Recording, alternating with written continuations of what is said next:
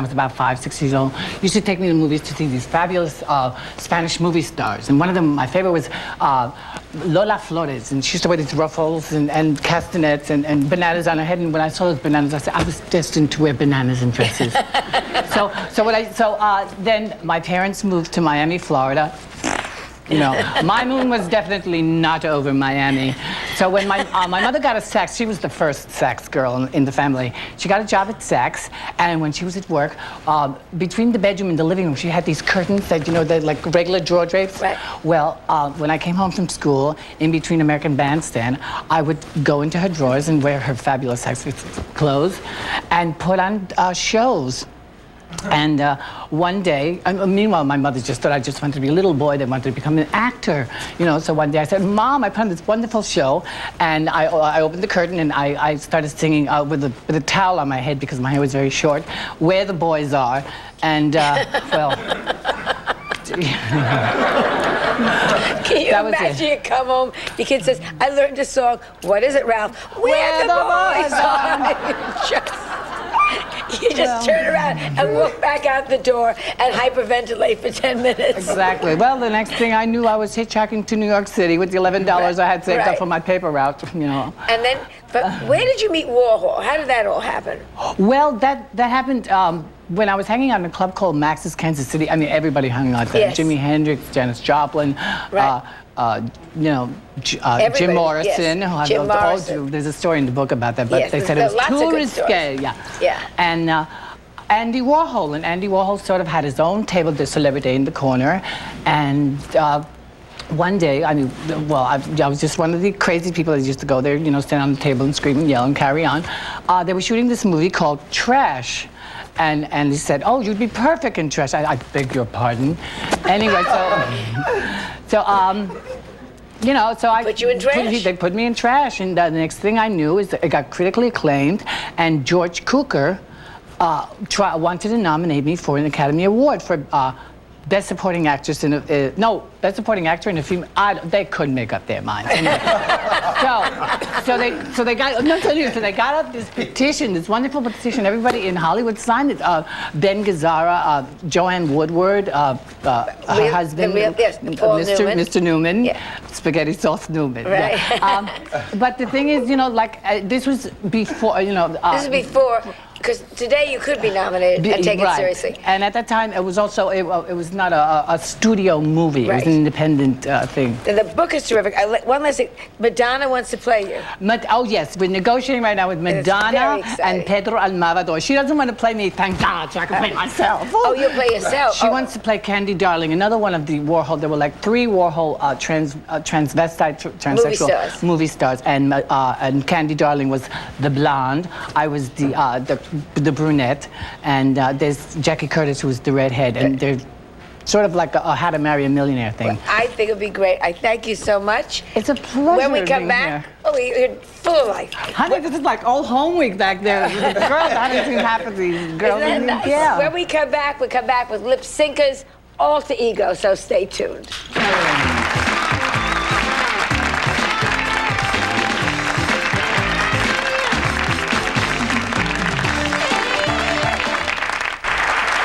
Before we go further, Holly Woodlawn will be appearing at the Club Atlas in L.A. on February 25th. We forgot to mention that. Now we are back. Oh, and your jewelry. Thanks. And you're all wearing my jewelry. Yes, we have to say that, but thank you. And it looks great on you, my jewelry. We are talking about men who became superstars as women. If you remember, we met Lip Synca at the very beginning of the show. Now let's meet the man behind the woman, her alter ego, John Epperson.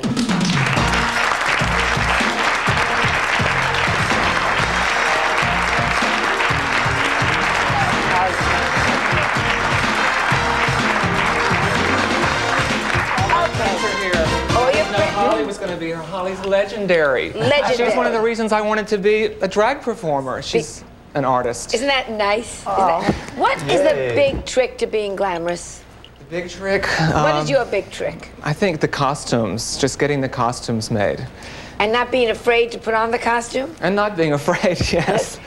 Who would you like to see, all of you, in drag? What straight man? You know, like you like to see Bill Clinton. Harry Connick Jr. Al Gore. Harry Connick Jr. Oh, yeah. Who would you? Bunny. Who would you...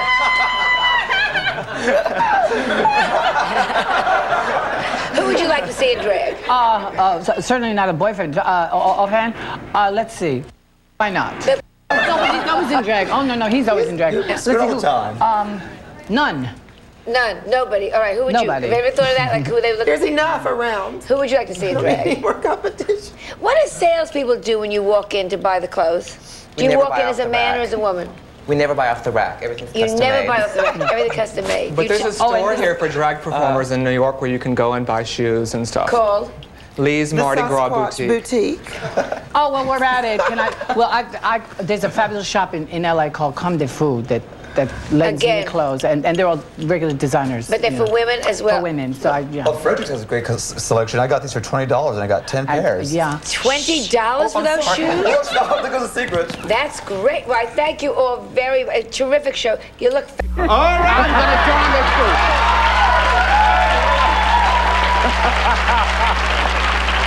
All right, Your Honor. And we'll be back. Just a minute.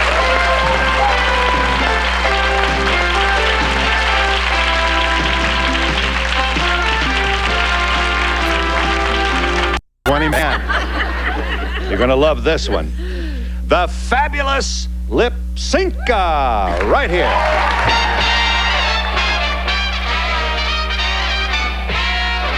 How much do I love you? I'll tell you no lie. How deep is the ocean? How high is the sky? How many times a day do I think of you? How many roses are sprinkled with dew? How far would I travel to be where you are? How far is the journey from here to a star? And if I ever lost you, how much would I cry? How deep is the ocean? How high is the sky? Deep, deep, deep is the deep sea. However deep is the deep sea. Deep sea. Ooh, my goodness, how deep is the deep sea? Ooh, my goodness, how deep can it be? Up high, up to heaven. Ooh, my goodness, how high can it be? Up high, up to heaven. Seems mighty high to me. I wonder how high is the sky? And how deep is the sea? And how high is the sky? High up, ooh, my up high, way up. And how deep down, deep is the sea? Ooh, my deep down, way down. How you gonna figure it? How's about taking a measuring rod, stretching it high up to heaven, would it reach up to heaven? How high would it be? Or if you took a measuring rod and put it down, a whole would it ever hit bottom? Bounce off the bottom of the deep blue sea, deep down blue sea. How we ever gonna find out how deep? How we ever gonna find out how high? The top of the sky to the bottom of the sea world, where deep down deep is the deep blue sea. How far would I travel to be where you are? How far is the journey from here to a star? And if I ever lost you, how much would I cry? How much? Deep, deep, deep is the deep sea. However deep is the deep sea. Deep sea. How high is the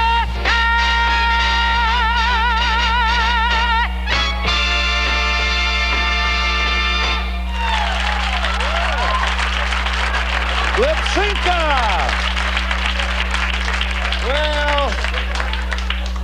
Well, we're finding out who we are today, I'll tell you that.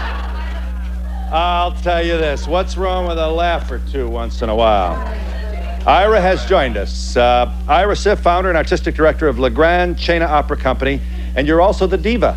Well, I was, yes. I'm trying to remember which one you were.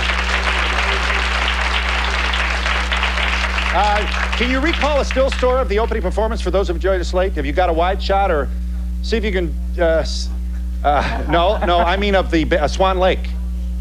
You know, the opening number, because I want to find you here. That was it. Oh, this is, was that you? Your technicians know better, yeah. Oh, my technicians know better, do they? Well, it's probably better that you don't say that in public in front of the host. No, I found that out a long time ago. The technicians do know better. Yes, that was Ira. My apologies to you all. You're founder director, as I've said, of the Le Grand Chena Opera Company. There you are. Uh-huh, don't you knock him out. Well, Madam Vera Galupi-Borsk, Very well said. you've performed at the Kennedy Center, have you? Yes, and in fact, we're going back in a month again for our second annual season, we think. I assume President Bush may or may not be in the front row, President Mrs. Bush? I'm not sure. I'm not really sure. You're well received in the district, in Washington, are you? We were really wildly received down there. In fact, they doubled the length of our season down there this year. Mm-hmm. Well, isn't it nice to be working? Yes. Well, it's taken a long time. This is our 9th year, going on 10 years of plugging away at a particular kind of opera parody that has caught on, but caught on very slowly, a bit more in Europe first than here, and now it's catching on here. And the Kennedy Center is a good seal of approval to help in the States. Did you see the conversations we were having here earlier? I'm afraid so, yes. Yes. You're afraid of the audience? I was glad I was in there getting my makeup off. Do you have a specially high voice range, or could any man do it? Well, I'm not sure I can answer that question. I was a tenor. I worked for a decade as a tenor before I made the switch. And I had a strong falsetto voice, which I worked up and pumped up very assiduously. I work with a voice teacher regularly. She's in the audience today. And so does Phil, my cohort, on keeping our voices that high, maintaining the roundness and beauty of tone. It's a lot of work. What's the age range of the performers? In my company, most of the performers are in they're from late 20s to late 40s. Most of the real pros are in their late 30s to mid 40s. They've been around, they know how to do the comedy and blend it with the really good singing. And the dancers range from about 22 to 41. Mm-hmm. Here is a member of the group of young men to which we referred a moment ago. To whom we referred a moment. Do you make your mother proud, or how does she feel about this? My mother is a big fan of the company. We played in Miami Beach, where else? And she came with a flock of friends. And my mother and father just traveled up to New York to see one of our recent New York engagements. And my father just turned 80, and we celebrated by doing the show and then had a party for him. Have the dancers ever performed on Broadway before? The dancers? The dancers were at the Palace Theater in 1977. What do people say when you tell them what you do for a living? What, that I'm a ballerina? I always say I'm a diva. I just tell them I work with an all-male satirical ballet company, and that takes them 10 minutes to think about what it means, and by then I'm okay. The prima ballerina is here, who opened Swan Lake. Rusty... That's not Rusty, that's Ludmila Bolshoya. That's who? Ludmila Bolshoya. Ludmila Bolshoya. Bolshoya. Yes.